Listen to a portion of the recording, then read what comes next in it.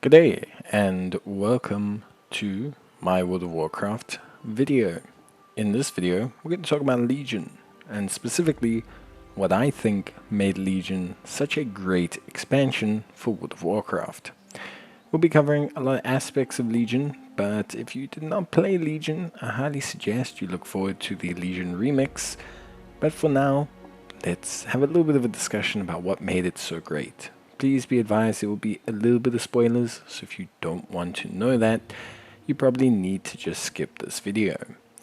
However, there does need to be context as to why Legion was so great, and one of the main factors into why Legion was so great is because Warlords of Draenor was so bad. Now, I'm someone who kind of likes every World of Warcraft expansion for what it is, but Warlords of Draenor did have some very big gaping holes in terms of its content. This left a lot of people disillusioned and disappointed in World of Warcraft, which historically had been on a slight decline. Rather, the Lich King being considered kind of the apex of the game, Cataclysm had jolted a few people out of place with the revamp of the open world, and then following that, Mr. Pandaria was a very exciting entry, but one that was quite a diverse location that just didn't generally stick with a lot of people.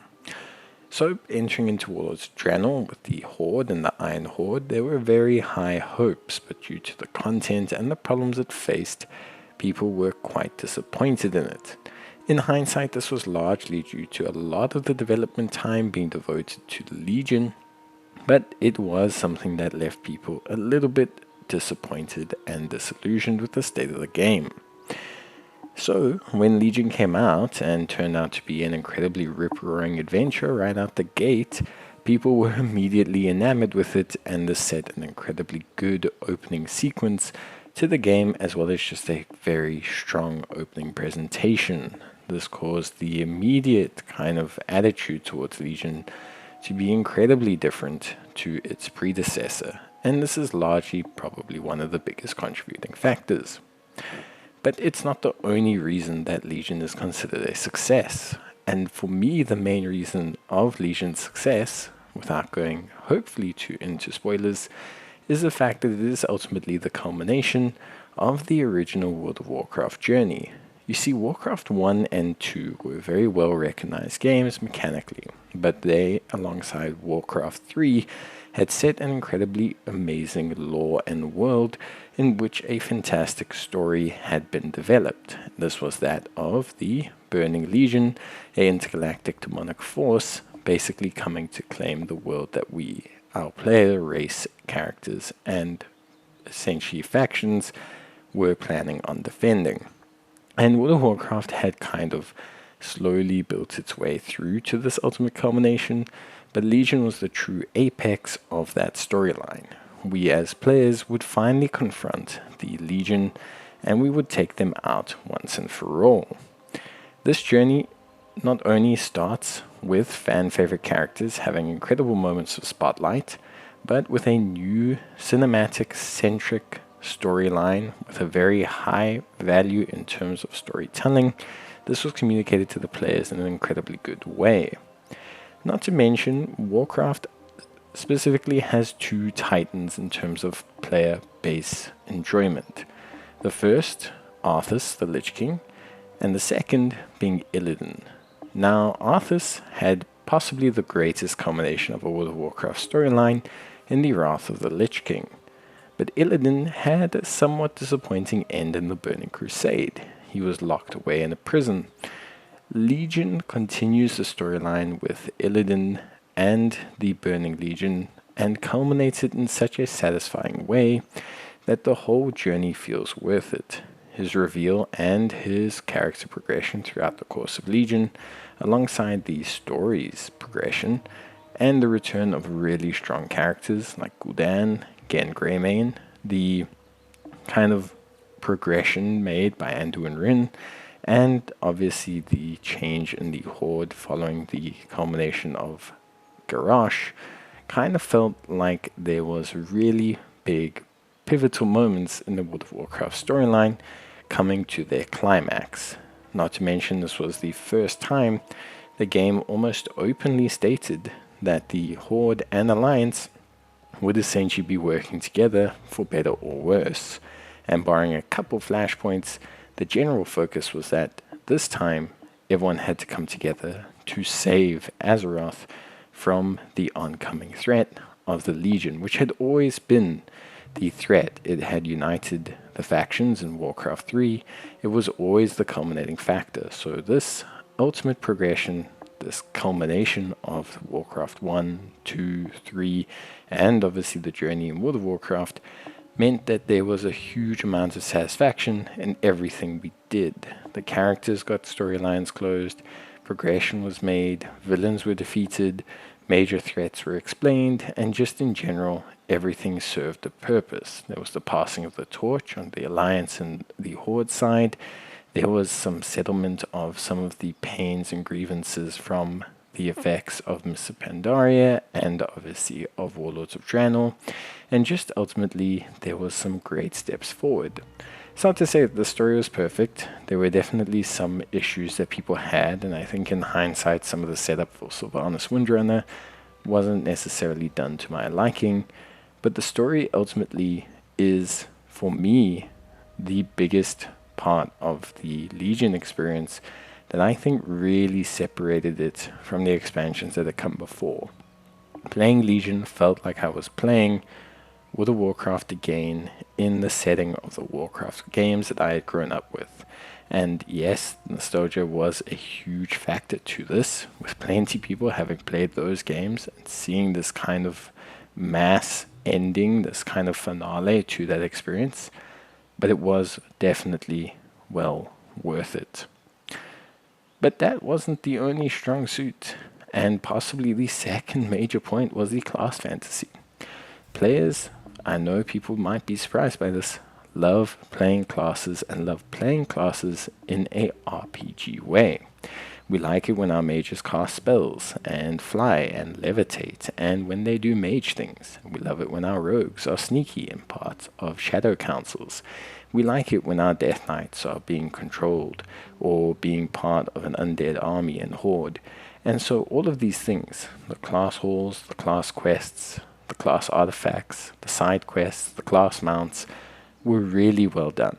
It's part of why the development for Warlords of Draenor was so poor, but the amount of quality in the storytelling, everything from the Hunters Inn, the progression of the Death Knights, their relation to the Dragon Aspect factions, the Whispers with the Rogue faction, the Undead, the Warlocks, the just everything that had kind of culminated with each individual class hall, the upgrades, the garrisons, the progressions, all kind of brought everything together really, really nicely.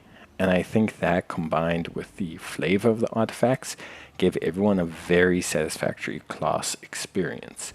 You felt like your character was part of this elite faction of rogues, this elite group of warriors, this top-notch Death Knight army. And because of that, it kind of almost gave players that basis for their character being this overpowered individual. It was like, I understand. I've journeyed my way here. This is the culmination of my character. I'm finally leading the rogues. I'm finally leading the warriors. And this class fantasy was hugely strong with a lot of players. But the class fantasy alone was surrounded by a fantastic setting. Places like Suramar, Stormheim, Azuna, just in general, every single location, High Mountain, all of them were really well done. I'll highlight a couple things about them later on, but everything about them fitted incredibly well with the world. It was diverse locations, but ones that could seemingly fit together and made sense on the Broken Isles. Some of my favorite highlights of these regions include things like the grappling hook in Stormheim when you couldn't fly around. One of my favorite ways to find treasures and rares and move around the map, and it was incredibly cool finding all these off-put locations, plus just the aesthetic of that Valkyria kind of Viking-esque zone was amazing when you compared it to places like High Mountain, more Tauren focused with its lovely, incredible verticality. Then you had some things like obviously Azuna with its low-lying coastlands and broken temples. You had Fel-Shara with its amazing corrupted nightmare zones and its heavy Night Elf influence. And Suramar, one of my favorite things about it, which I'll mention later again, was that ever-changing aspect of it, connecting the ley lines, connecting the portals, reconnecting everything, kind of rebuilding the outer areas of the city and seeing a tangible effect happen. You got abilities to teleport, to move around, flight points, the main hub changed in appearance. It was all really well done, and I think the class fantasy was amazing, but I think the fact that it was kind of sheltered and incubated by these incredible settings really helped out a lot, because this is where a lot of your class fantasy would take place. And aside from that, what was great about the class fantasy was the fact that it pushed you around Azeroth as well. A great example is the beginning quest for rogues. If you choose assassination, literally asks you to kill 2 targets in classic World of Warcraft zones. And I think that is something that's amazing. It pushed players around. We had Karazhan return, we had Argus, we had a ton of amazing locations, but also still reference to the overworld of Azeroth. It didn't feel like we were just fighting the Legion on the Broken Isles. Class quests would take you all over the place. Lich King class quests would take you to Northrend to get allies. It felt like the class quests were enabling that connection between the Broken Isles and the overarching world of Azeroth, because it wasn't just us fighting the Legion in the small hub zone, it was the whole of Azeroth gathering here to make its final stand, which I thought was really, really well done. With that being said, there were things that were cool but also not great about Legion. And it would be remiss of me to just say that Legion was perfect in every way. I think the class artifacts, the weapons, were great. They added a talent tree before a talent tree was really a thing. Back then we had the classic level 15, 30, 45, 60 talent selection, and the artifact weapons gave us really a little bit more extra to kind of invest our time into. 2 problems occurred with that. The first was that the artifact weapons' main abilities became incredibly crucial to all classes and their rotations. Secondly, as well, the artifact power gating was something that didn't really feel great. Especially when you were playing multiple characters, it felt like there was constantly this need to incur catch-up mechanics because of it, and it just felt like you were being left behind. Your character was always being given some method of catch-up, and that's always a catch-22. Grinding artifact power to upgrade your weapon was great. Starting a new season and essentially having a catch-up mechanic introduced to remove all that effort, not so great. That coupled with legendaries felt really weird, because legendaries were great, and I loved the idea of earning legendaries from anything, but when my friend dinged a legendary 50 seconds after hitting max level, and mine came 6 days later, there was that aspect that didn't feel so great. I think the legendaries were well done, but the problem was the randomization of earning them made it difficult, because you could sometimes get ones that just did not suit your class or weren't BIS, and the fact that it was a scaling down effect of slowly getting them really put a lot of pressure on you, especially early into the expansion. They fixed it a lot later on, but it was something that took a little while too long to fix. But that's kind of my only real complaints. Talking about kind of like the major content, like raids, honestly, I loved every raid of that expansion. Emerald Nightmare was great, Nighthold was amazing. I think Tomb of Sargeras was also really good, albeit incredibly tough in the beginning. In fact, it was way too overtuned, they had to fix it. But it was really, really fun. Thematically, what I loved about the raids was how they were built into each zone. Emerald Nightmare was really well built up to Envel Shirar. I think the Tomb of Sargeras, Nighthold with the Suramar quest line and rebuilding of Suramar were amazing. Tomb of Sargeras with the Broken Isles campaign. And then, of course, we had Antorus, the Burning Throne, on the Argus, which was really, really, really well done. And, you know, for me, honestly, I just found that all the raids were really well built into, but the raids themselves were thematically really fun, which I thought would be quite difficult with a Legion as your setting. Everything tends to be green and on fire, but I think it was really, really well built out and came out really nicely. And for me, that was something that I personally thought was really, really, really well done. So, overall, I have to say that that is definitely a huge highlight of the experience overall. Then, of course, the big one, Mythic Plus. Mythic Plus was first introduced in Legion. It was the first expansion to have Mythic Plus, and although it had a lot more caveats back then, I think people look at it with rose-tinted glasses sometimes. For example, during a quaking week or a week where healing was just basically disabled, I just couldn't run certain classes like my Death Knight or Demon Hunter. Mythic Plus was new, it was fresh, it was something completely different.